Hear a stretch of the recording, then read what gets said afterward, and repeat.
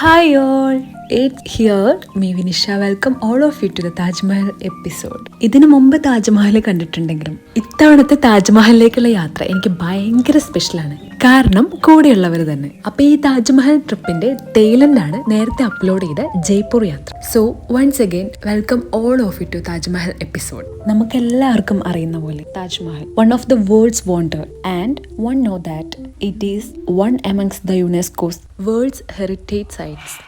ഡൽഹിയിലെ നിസാമുദ്ദീൻ റെയിൽവേ സ്റ്റേഷനിൽ നിന്നാണ് നമ്മൾ ആഗ്രയിലോട്ടുള്ള ട്രെയിൻ കയറാൻ വേണ്ടി പോകുന്നത്.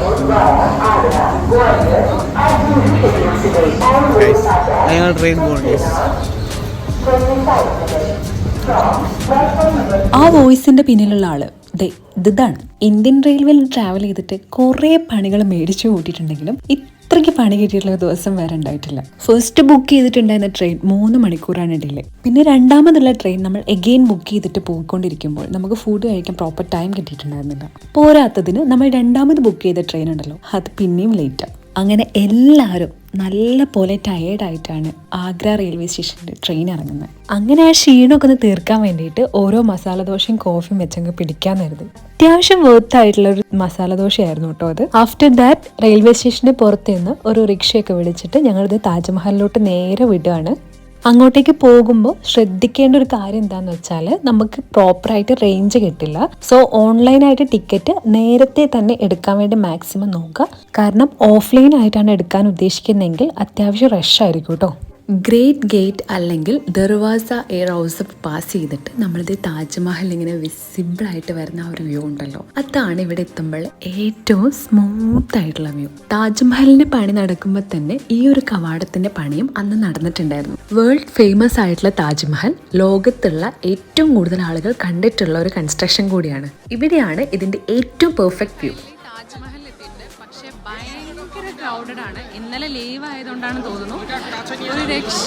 ഇന്നലെ എന്ന് വെച്ചാൽ ഫ്രൈഡേ ആണ് കേട്ടോ. ഞങ്ങൾ അങ്ങോട്ടേക്ക് പോയതൊരു സാറ്റർഡേ ആണ്. അപ്പോൾ ഫ്രൈഡേ താജ്മഹൽ വിസിറ്റേഴ്സിന് വേണ്ടിയിട്ട് ഓപ്പൺ അല്ല. അപ്പോൾ പോകുന്നവർ അത് പ്രത്യേകം ഒന്ന് ശ്രദ്ധിക്കണേ. ഈ ചുറ്റുമുള്ള ഗാർഡനും 4 പില്ലേഴ്സ് ഒക്കെ കൂടിയിട്ടുള്ള താജ്മഹലിന്റെ വ്യൂ ആണ് the perfect view of Taj Mahal എന്ന് പറയുന്നത്. സോ ഫോട്ടോ എടുക്കുമ്പോൾ അത് കംപ്ലീറ്റ് ആയിട്ട് കവർ ചെയ്യുന്ന രീതിയിൽ എടുക്കാൻ വേണ്ടി നോക്കാം.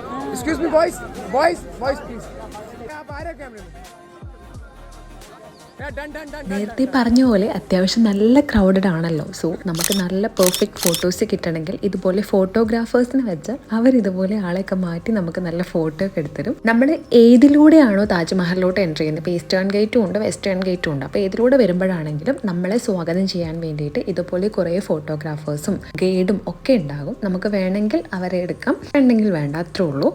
താജ്മഹലിന്റെ ഇപ്പം നമ്മൾ കാണുന്ന വ്യൂ ഉണ്ടല്ലോ, അതായത് ഫ്രണ്ടിലുള്ള ആ ഗാർഡനും ആ ഒരു പുൽമൈതാനൊക്കെ ഇല്ലേ, അതൊന്നും അന്ന് കൺസ്ട്രക്ട് ചെയ്ത സമയത്ത് ഉണ്ടായിരുന്നതല്ല. പ്രധാന കവാടം കഴിഞ്ഞ് വരുന്ന സമയത്ത് ചുറ്റും മരങ്ങളുള്ളത് കൊണ്ട് താജ്മഹൽ വ്യൂ പെർഫെക്റ്റ് ആയിട്ട് കിട്ടുന്നില്ല എന്ന് പറഞ്ഞ് 19th സെഞ്ച്വറിയിൽ ബ്രിട്ടീഷുകാരാണ് ആ മരങ്ങളൊക്കെ മുറിച്ചു മാറ്റി ചുറ്റും പുൽമൈതാനം ഇത്രയും ബ്യൂട്ടിഫുൾ ആയിട്ടുള്ള ഗാർഡനൊക്കെ റീകൺസ്ട്രക്ട് ചെയ്തിട്ടുണ്ടായിരുന്നത്. അതിസൂക്ഷ്മമായിട്ടുള്ള ഒരുപാട് കൊത്തുപണികളൊക്കെ ചേർന്നിട്ടുള്ള വളരെ സുന്ദരമായിട്ടുള്ള ഒരു മാർബിൾ നിർമ്മിതിയാണ് താജ്മഹൽ. ഉസ്താദ് അഹമ്മദ് ലഹോറിയുടെ രൂപകൽപ്പനയിൽ 1648 പണി കഴിപ്പിച്ചിട്ടുണ്ടായിരുന്നത്. ഷാജഹാൻ ചക്രവർത്തി അദ്ദേഹത്തിന്റെ ഏറ്റവും പ്രിയപ്പെട്ട പത്നിക്ക് വേണ്ടി പണിതിട്ടുള്ള ഈ ഒരു പ്രണയ സൗധം നമുക്ക് എത്ര കണ്ടാലും മതി വരൂല. താജ്മഹലിന്റെ ഉള്ളില് ഏറ്റവും സെൻട്രൽ ആയിട്ടാണ് മുംതാസ് മഹലിന്റെ ശവകുടീരമുള്ളത്. അതിന്റെ തൊട്ടടുത്തായിട്ടാണ് ഷാജഹാൻ ചക്രവർത്തിയുടേത്.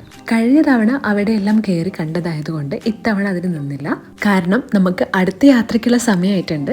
ജയ്പൂരിലേക്കുള്ള ഓൺ ദി വേ ആണ് ലോകാത്ഭുതങ്ങളിലൊന്നായ താജ്മഹലിലേക്കുള്ള യാത്ര. എല്ലാവർക്കും ഇഷ്ടപ്പെട്ടെന്ന് കരുതുന്നു. ചാനൽ ഒന്ന് സപ്പോർട്ടും കൂടി ഒന്ന് ചെയ്യണേ. പുതിയ വീഡിയോ ആയിട്ട് കാണുന്നവരെ